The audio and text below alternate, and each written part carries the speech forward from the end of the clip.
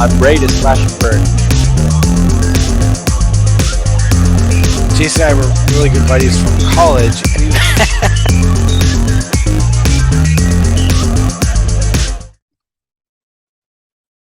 Hello, everyone, and welcome to another episode of Outside of the Box. And I am very excited today to be joined by Hal Rucker of the robot that you know and love, Duck.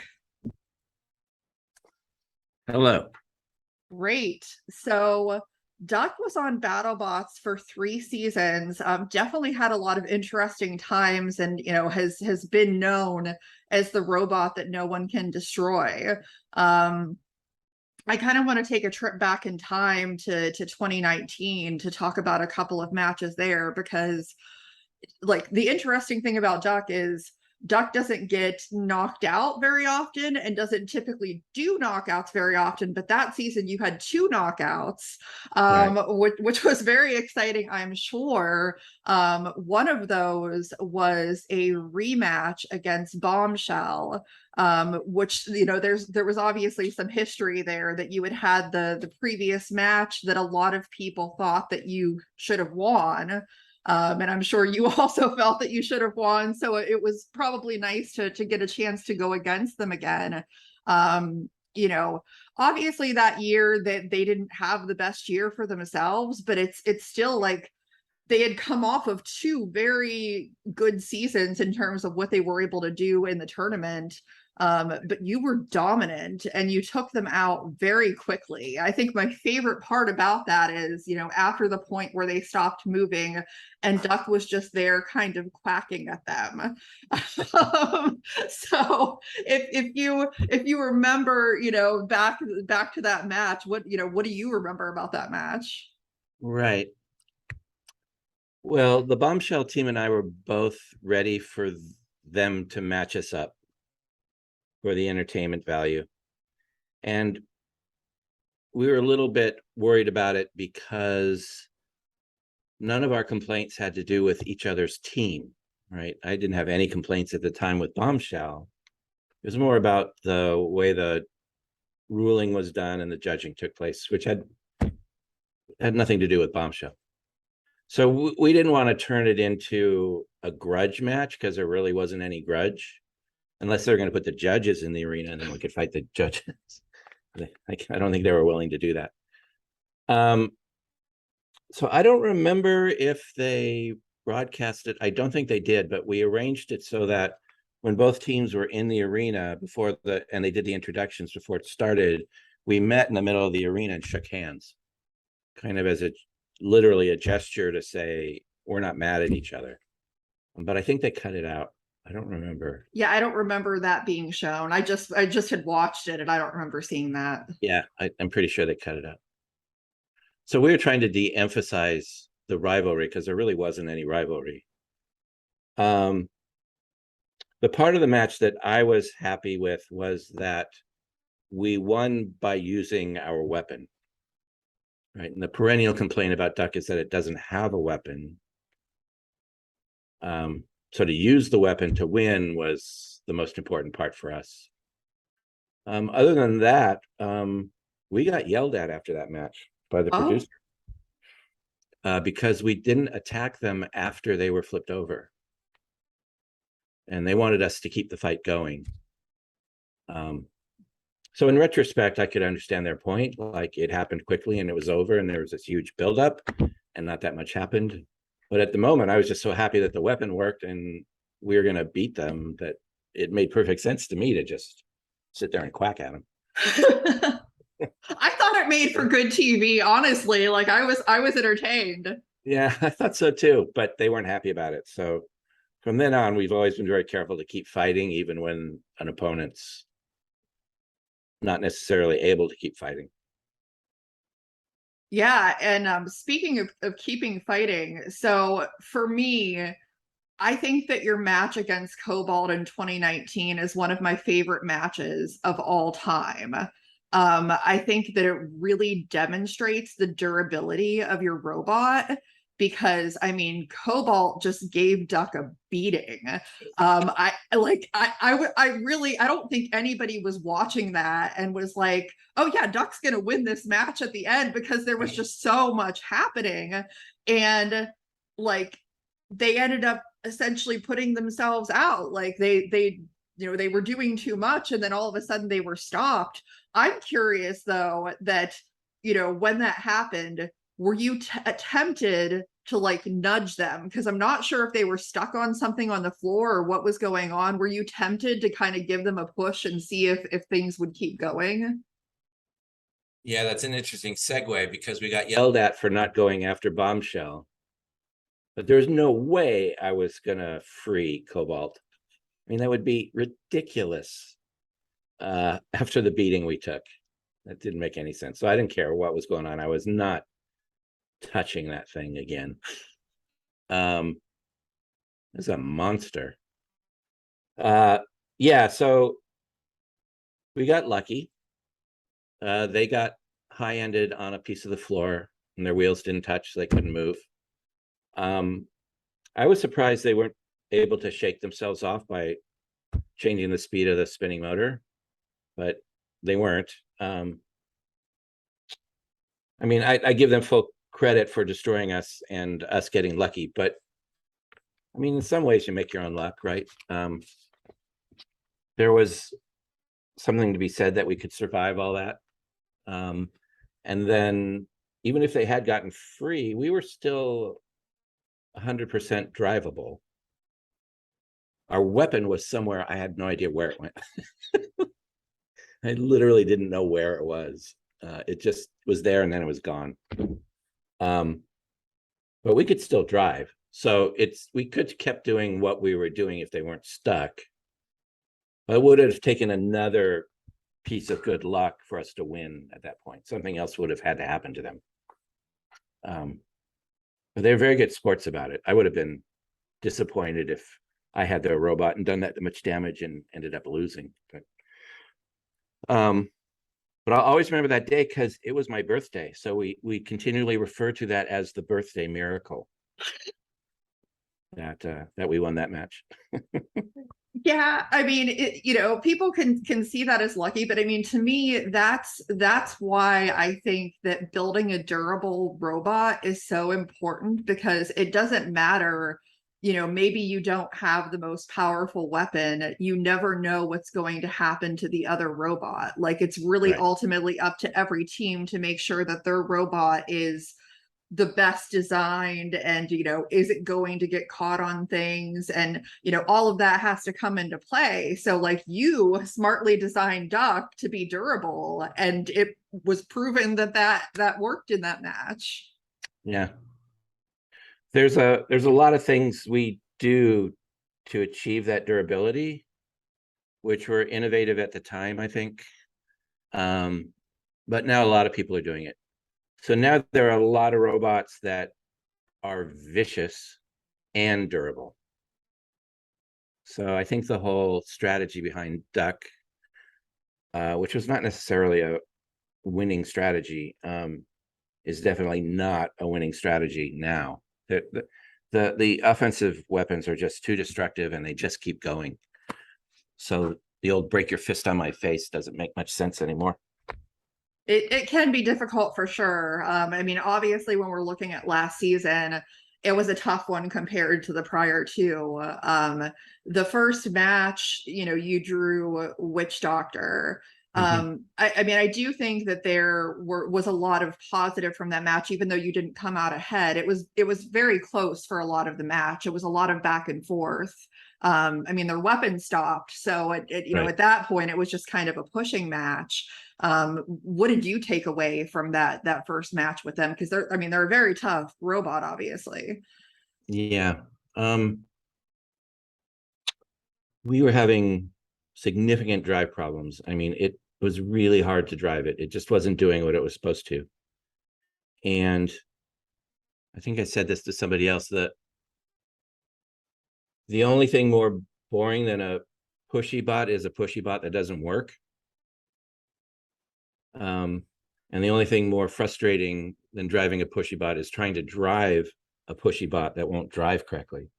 So it was really frustrating. And in a sense, we did what we're supposed to do. We got their weapon to stop spinning. I actually don't know if that's because we broke it or because they just decided it was smart to turn it off. Don't know. But from where I was standing, it wasn't spinning anymore. So that was the first thing we have to do. And then the second thing is to outdrive Mike. This is like not an easy challenge, especially when your robot isn't working the way you want it to. So it was frustrating because it wasn't working and because we were close to doing what we're supposed to do, and we could have won, but we didn't, and we didn't deserve to. So that was all very frustrating. And the match was close. It was 5-6, 5-6, 5-6 across the board. So we knew we were close, but not close enough. And at that point, we also didn't know why we were having driving problems. So we went back to the pit and scratched our heads and stared at stuff, not really knowing what to do. We eventually figured it out, but it wasn't until our match against Hypershock that we figured it out. That's aired, so yeah, we can talk about it. Yeah, we can Double definitely checking. talk about that. Double checking. I want to make sure I don't go to jail. we don't want that. So the second match was against Dragon Slayer. It was their first match, as a rookie bot. I actually just talked to Jordan Neal recently, and he showed me the part of Duck's beak that he has from that match, and he was very, very happy and proud to have it. I mean, most of that match was also a control battle, because I know that they were having weapon problems as well. They just couldn't get it spun up to where they wanted it to be. I mean, they were obviously able to do some damage, but not, I'm sure, to the extent that they would have wanted to at that point. Yeah, the way our duckbill is constructed, it's got a really, really complex jaw mechanism, and that's all multi-axis CNC, and then the tips are hardened steel, and they screw onto the end of the fancy parts, and the idea being that we need to replace those often without replacing the fancy parts. But it ends up that juncture was where everything was breaking, so we went out and they hit it just right, and that part went flying off, and we lost the tip of our bill right away. The only point of pride I had for season 6 was our quacker always quacked. It never stopped quacking. It never stopped opening and closing. The bummer was that the tips kept breaking off, and we couldn't get under anybody. Yeah, so that match was more the same for me. It still wasn't driving correctly. I think we should have beaten them if we were working properly, but we didn't, and they deserved the win. It's just very frustrating. You just want to run inside the arena and fix it. But that would be very dangerous, and they won't let you. Probably not. Yeah, I'm sure. Yeah. So you just push really hard on the radio, hoping that does something, but it never does. So, but they also were very nice guys. I got to meet them for the first time. Genuinely excited and really into the sport.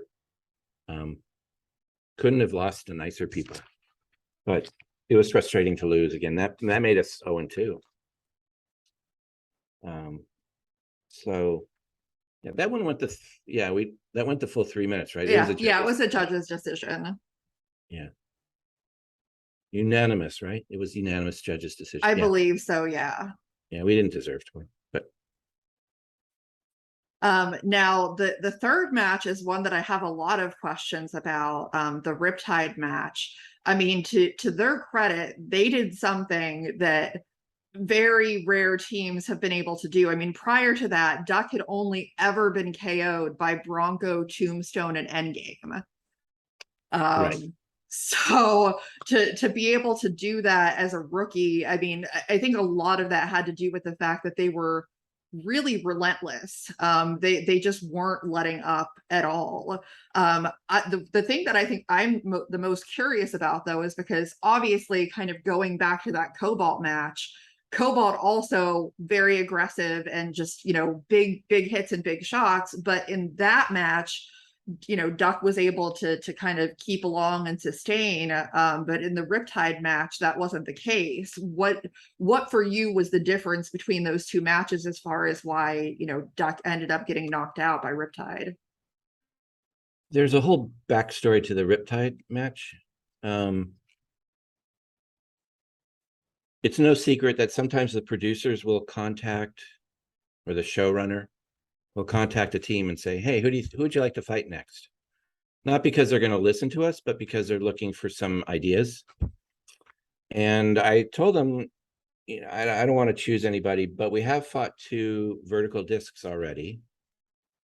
And we came with all these attachments for different kinds of robots. So something besides a vertical disc. And they said, well, how about a heavy hitting horizontal? And I said, that's perfect. In fact, give us rotator, because according to the toy, we're supposed to be rivals, but we've never fought each other. I've never fought Victor.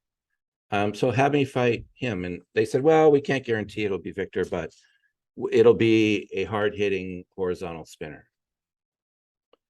So it's a big deal for us to switch configurations, because when we go against a horizontal, we remove 2 of the motors and 2 of the sets of electronics for those motors. So we make enough weight to put this ginormous plow on it. So we spent all day doing that, and we had to rewire everything and put the plow on. And it's essentially a 2-wheel drive robot at that point. And 2 of the wheels are just casters. They're just spinning. So we get in line the next day, and they come out and tell us we're fighting Riptide. Like, that's not that's the opposite of a horizontal spinner. That's another vertical spinner. And they said, sorry, that's what you got. So we'd spent all this time getting ready for horizontal, and we're waiting in line, and we're like, okay, we'll just be good citizens. We'll just go with this against a vertical. And then it took like hours, and we were just in line for hours. And then it was like, well, do we go and change it? Do we get ready for a vertical? And we just got frustrated and said, no, let's just fight with what we have. So that's why we had the big plow, even though it was against a vertical, which is not the right way to go. So what happened was they hit us really, really hard. And one of the signal cables that goes from the speed controller to the radio broke in an unusual way. The little prongs that go into the connector that plugs into the radio got ripped out, which has never happened before. So it's called strain relieving. We strain relieve both ends of the cable, so if they get pulled, that doesn't happen. But it happened in a way we didn't anticipate. So that's when we died, was when that got yanked out. So we only had drive on one side, which was 1 wheel, because it was 2-wheel drive. And we were still moving. I was a little angry that they called us, because I've driven on 1 wheel before, and I can do it. It's very unlikely, after all the damage we took, that we would have won that. But I'd rather get hit some more and destroyed than to be called out for crab walking. It was a little disappointing in that sense. So that's the backstory. They won by tearing out one of our cables. And we did stop their weapon again. I don't know if you noticed, but they stopped spinning. So if we could have kept moving, we might have been able to do something like what happened with Cobalt. But they called us out. And to their credit, I mean, that thing hits really hard. You can see it in the other matches too. It's a vicious robot. Excuse me. Yeah, so they deserve to win, but I wish it had gone the full 3 minutes.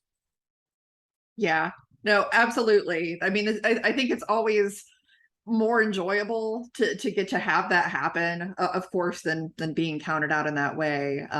But yeah, it was a tough match. I mean, like there were a lot of very good rookie bots this past season. I mean, even just looking at this last week with Glitch and what they did to Rotator, like you just wouldn't expect that, but it certainly happens.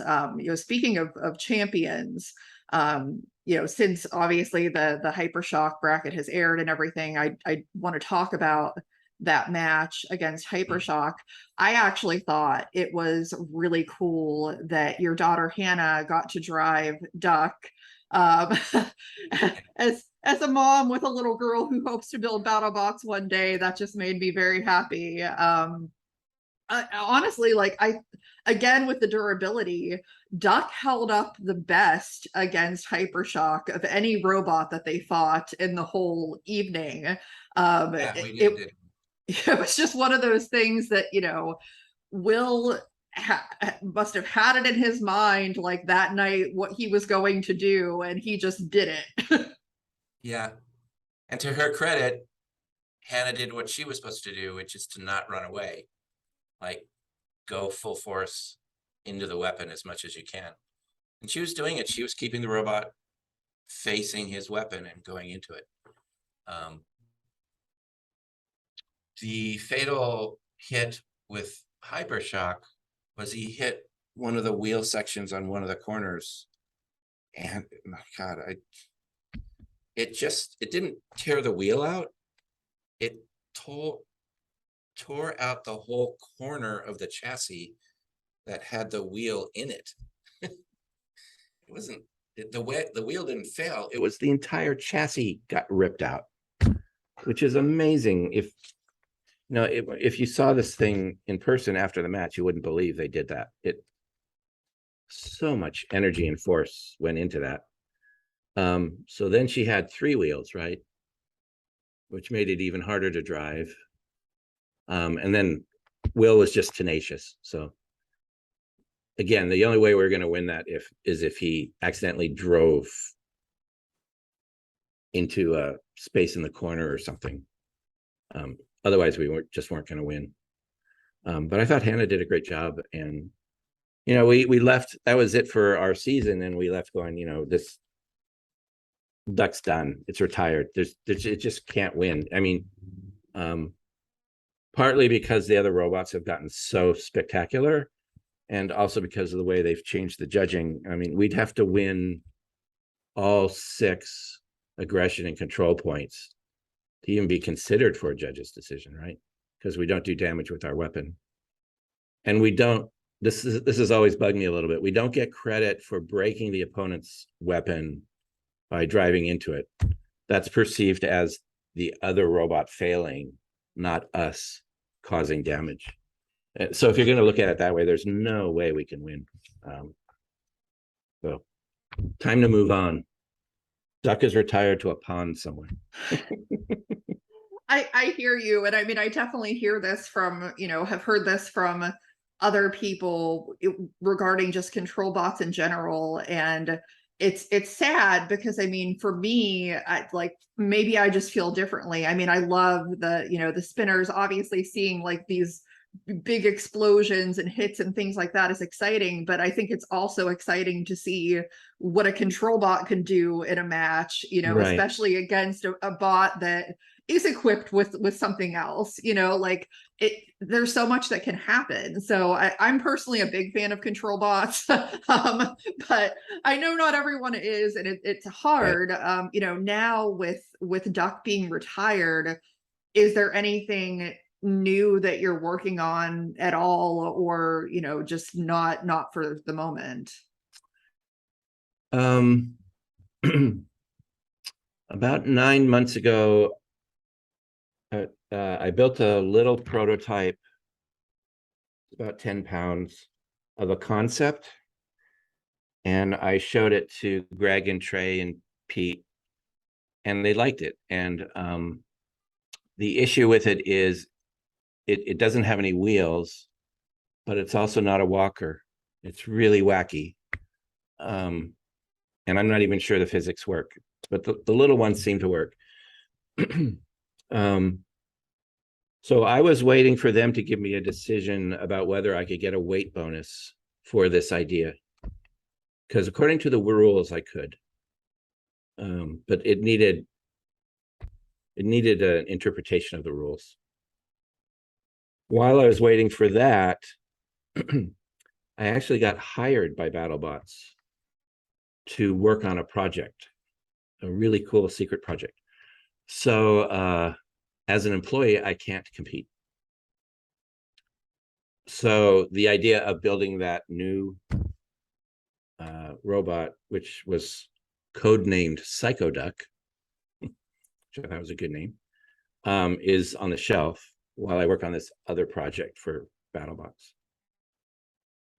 That is still very cool. And I love the name.